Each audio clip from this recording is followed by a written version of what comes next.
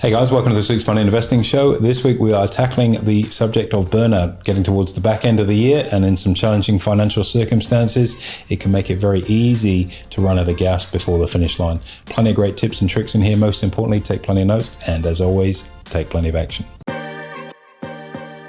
Hey guys, welcome to this week's Money and Investing Show with me, your host, Andrew Baxter, and as always, my offsider and co-host, Mitchell Renshaw. Thank you for having me on the show, Mr. Baxter. And as hot as you look today, we're actually going to talk about burning out, but not in the sense that you're probably thinking or our listeners are.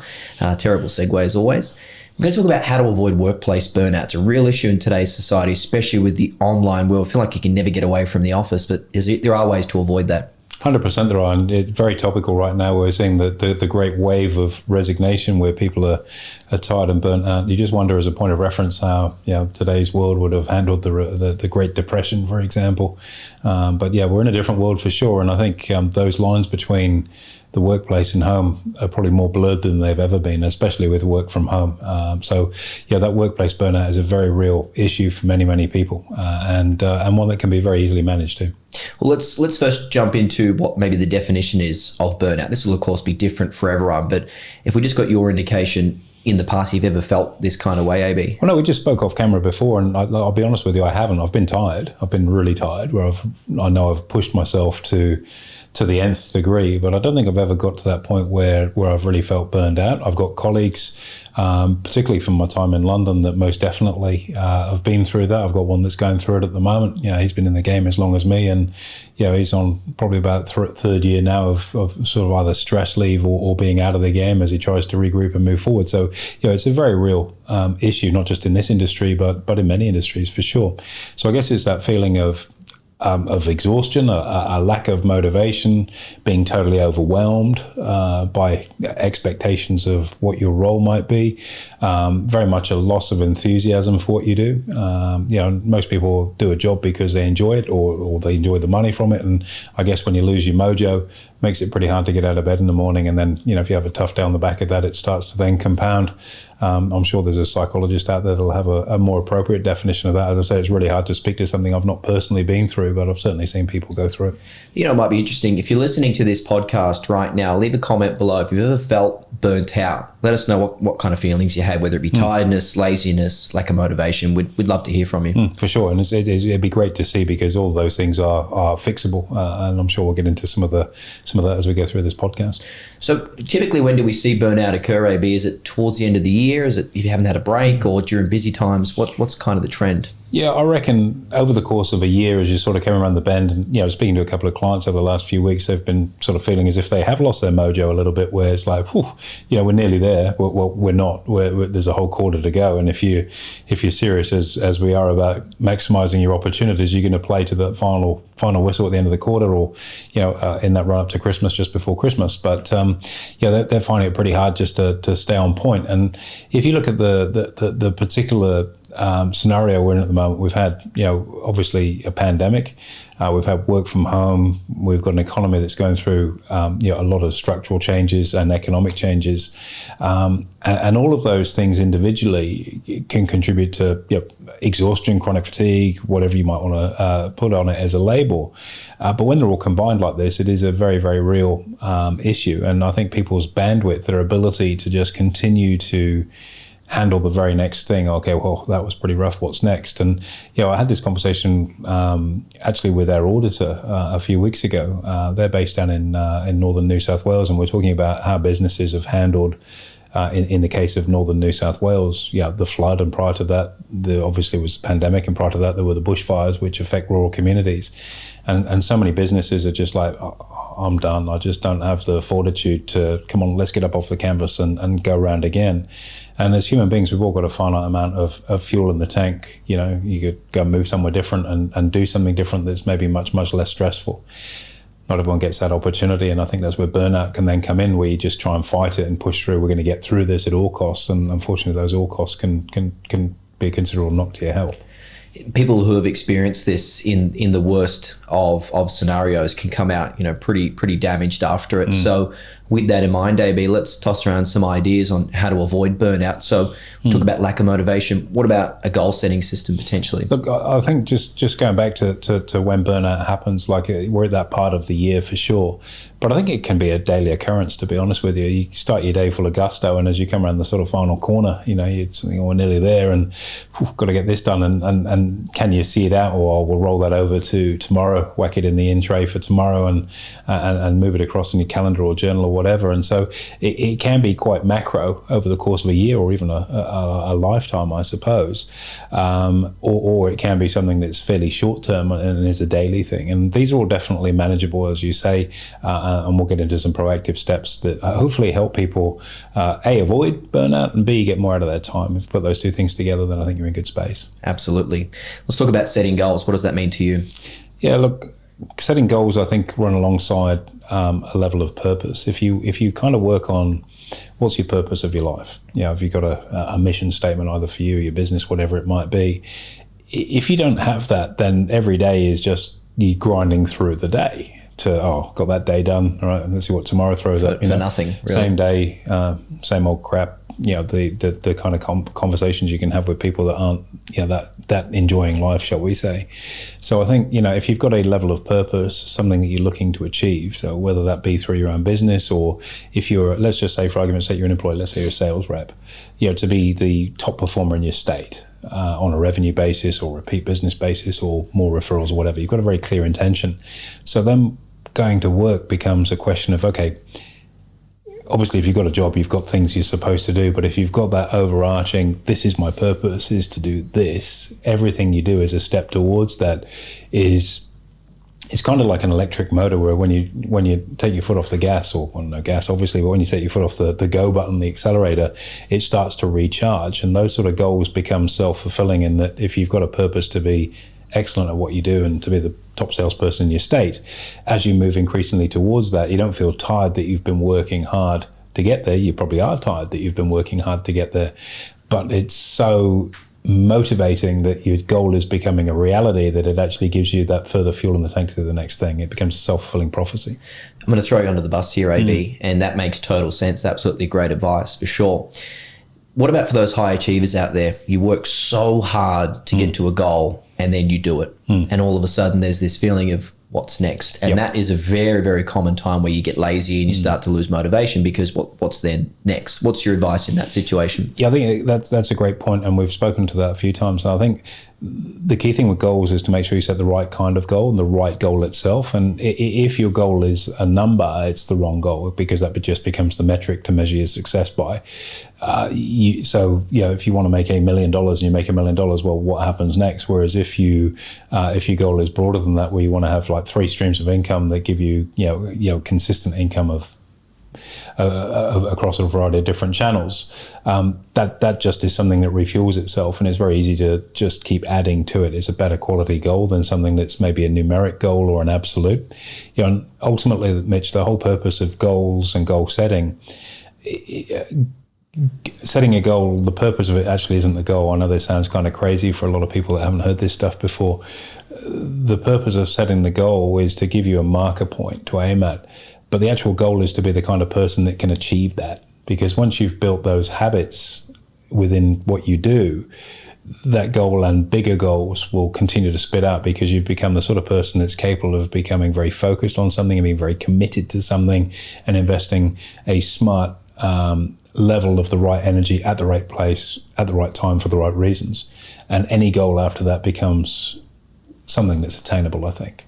Then you've got motivation. Then you're looking at getting forward to looking forward to getting to the office every day. 100%, and that I think is a great way to avoid burnout, is to look at what your goal is. Insofar as if you're doing something you enjoy, and I'm very fortunate, I love what I do, and it's easy to say, "I'll just find something you love what you do," but not everyone has that opportunity. My dad worked on a production line in a car factory for 45 years, and he didn't enjoy 1 minute of it. He enjoyed the people he worked with, and he enjoyed the stability of the income. It let him, support our family and everything around that, which was his goal. his goal wasn't to go to work to be fulfilled in what he did. His goal was to provide for his family, and that was the best thing he could do money-wise with the skill set he had. So for him, there was no danger of burnout because his goal was bigger than what he was doing.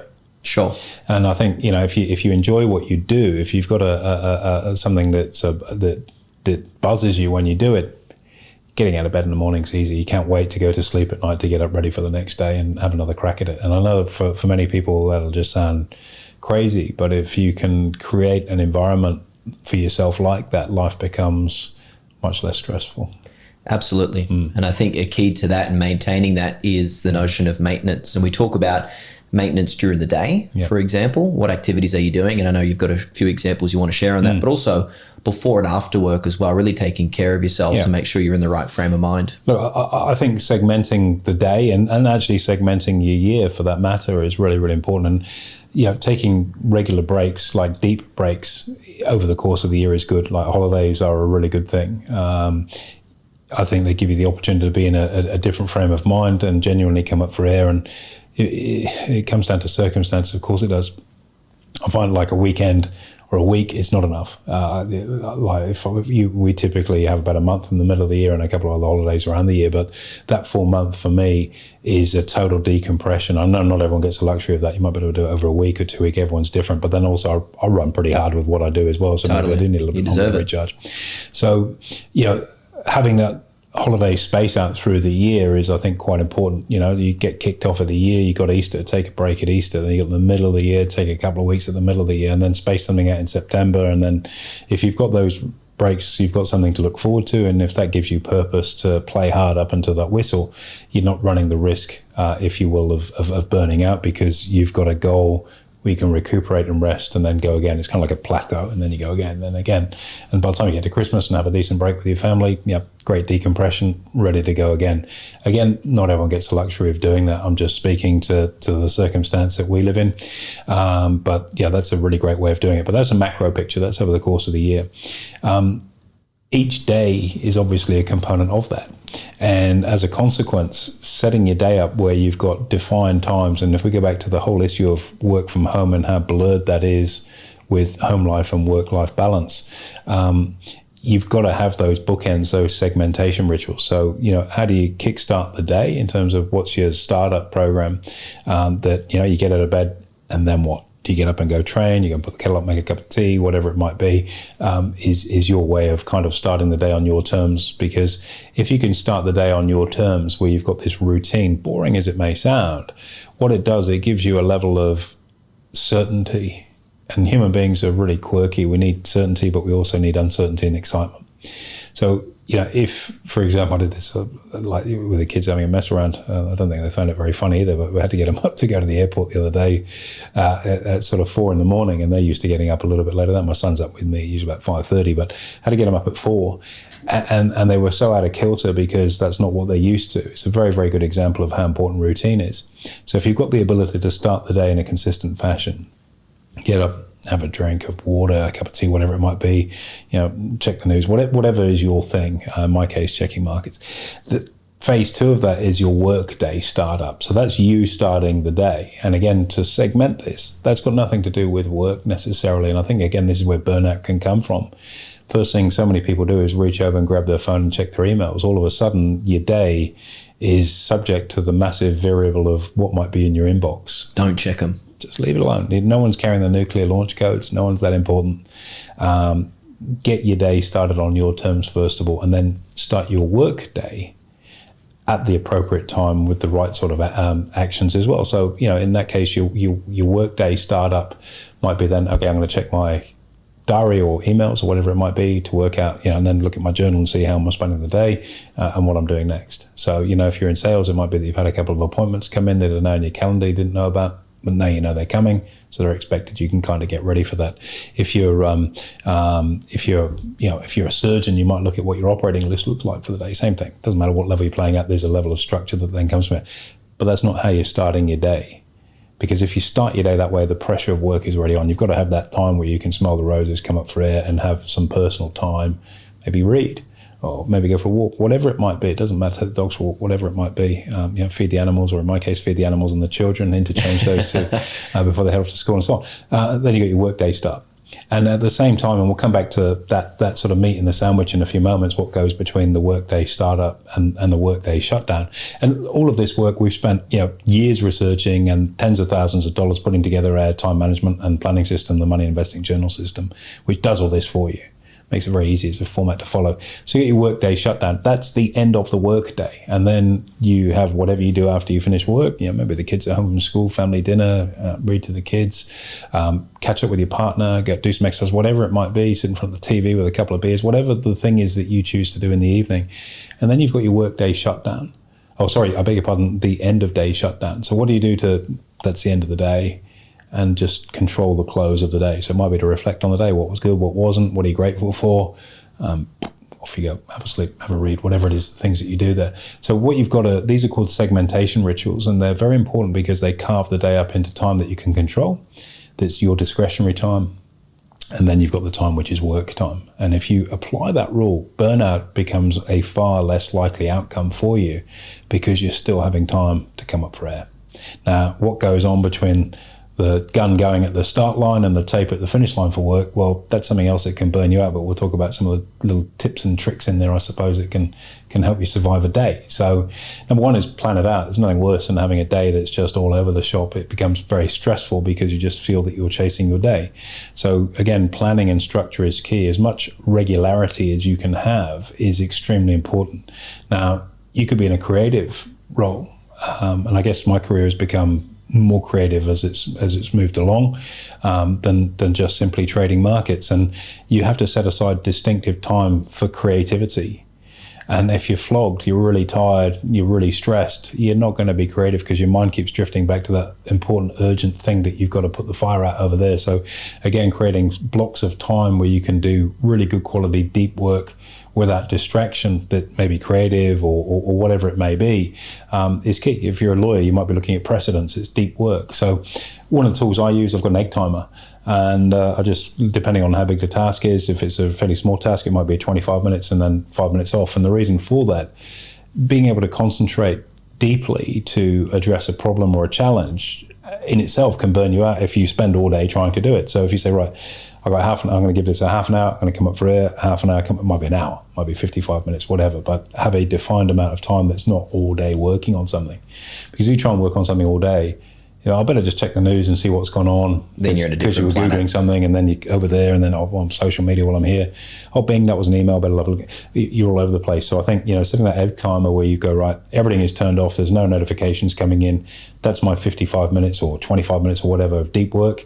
And then when the alarm goes off on the egg timer, that's my 5 minutes to browse if that's what you need to do. Or a really good one is just actually if you're in a sedentary role where you're sitting down, you do your 20 push-ups or some sit-ups or something that's a state changer, and then back on, turn the clock back on, and away you go. And again, by being able to be in control of your day, I think that the prospect of a burnout is far less likely because there's that overwhelming stress which typically causes that. And the more controlled and measured you can be with how your time is spent, the less likelihood you're going to get that stress. That's sort of I guess, speaking to my experience, that's probably what I would say. If I can add to that, and I think that notion of feeling overwhelmed is a big contributing factor to burnout. I think a lot of times when you're in the workplace, you can often procrastinate, push things back, and then all of a sudden it builds up. Yep. Then you're overwhelmed, then you're burnt out. A trick and a tip, I guess, that I've learned that our listeners may be able to apply, pick the highest IQ task you have that day. Yep. Note it down and make sure it's done before midday. Yep. That way, every single day, you know that your high performance task is done. You're not going to procrastinate, and then the rest of your day you can focus on whatever else it is. It's only small, although it really does help. I think that notion of habit stacking, I guess one of a better description is really important. Prioritize the real key things. And so, within the journaling system, we have our 3 priorities, the big 3 for the day. Get them loaded in that zone 1 or zone 2 before lunch is definitely the way, because with the best will in the world, most people are a little bit fatigued in the afternoon, start to get a bit tired, and your attention span's gone. Plus, I'm being purely selfish as a CEO, as a business owner. is that when I get my stuff done early in the morning, it's all the stuff that's important to me. As the day goes on, more and more people have had an opportunity to speak to Gillian and try and hijack my day and get themselves inserted in my get themselves inserted into my calendar. So as the day goes on, that stuff has to be fitted in. Early in the day, there's less chance of that. So again, you've got that ability to feel as at least you're in control of your time through the early part of the cycle. And I think, if you work in teams, communication's a huge thing, Mitch. We work in a really open plan, flat management structure. So communication is easy. We just like what's going on. We all talk about it, and and that's, I guess, the beauty of the broking industry has always worked that way. A broking floor, trading floor, big open plan area. There's no walls. Everyone can speak to everybody. Everyone can hear everybody, and it facilitates really, really good levels of communication that I don't really think are hierarchical, because you say what you need to say and everyone gets to hear it. And yet some companies are much more shut the door, let's talk one-on-one, and then we'll, and don't get me wrong. Management's upstairs or whatever it may be. And don't get me wrong, there are some things that are commercially sensitive that perhaps you are going to be more discreet by way of the kind of conversation you have. But in terms of day-to-day operations and things like that, that open style of communication is extraordinarily effective. And I think, again, burnout can come from people in teams where they don't feel they can communicate either with their upline, the manager, or their employees, or their colleagues, their peers. That communication is kind of stymied. So if you've got someone that's not really pulling their weight, and you've got open and free communication, instead of you burning out trying to cover up for them, or making a cover up for someone that works for you that isn't quite hitting the mark, it's all right, I'll show you how to do it. Leave it with me, I'll do it for you, don't worry. All of a sudden that just adds to your workload and your stress level and that probability of burnout. Whereas, I think a more effective level of communication can go an awful long way. And don't be frightened to ask for help. Say, guys, I'm really struggling here. Can I get some help? And one of the policies that we introduced a number of years ago in previous broking business was a really simple one, and that's if anyone had a trading error. Is multifaceted. Nightmares. Yeah. Well, so a trading error is if you've incorrectly placed a trade for a client or on your own account. And can be massively stressful because the number on that can blow out of control pretty quickly if it's a sizable position. And so in that moment of panic, to try and close it or take some other form of remedial action, and to the strict letter of the compliance rules, the first thing you got to do is close it out. You can't trade out of it. You just got to close it there and then at the market rate. But people do strange things when they're under stress and pressure, thinking, I've made a loss, I'm going to have to pay for that and all the rest of it. So they try and do the wrong thing and sort of go a little bit dark and try and trade out of it and all that. So the policy we brought in from a communication perspective was, if you ever find yourself in a trading error, the first thing you got to do is hop up on top of the desk and yell out, guys, I've got a trading error. Everyone is going to rally around you and help fix it for you, so that you're not in the stressed position of, this is costing me money, or I'm not seeing this right, or what did I do wrong? The team are there to galvanize around you and fix it. And then when it's done, you can go and buy the beers afterwards. But that's a sort of after work bonding thing, I suppose. And there's always a bit of banter on the back of that. But that level of communication, that transparency, I've seen, literally for 30 years in this industry, and I think it's probably one of the best things about the financial services industry as I've worked in it, is that pure up, down and sideways communication where everyone's got a very clear and transparent view as to what's going on, and they're hearing it firsthand. And, I think when you bottle stuff up, that's where a lot of stress can come from. And I think, probably the number one cause for burnout is stress.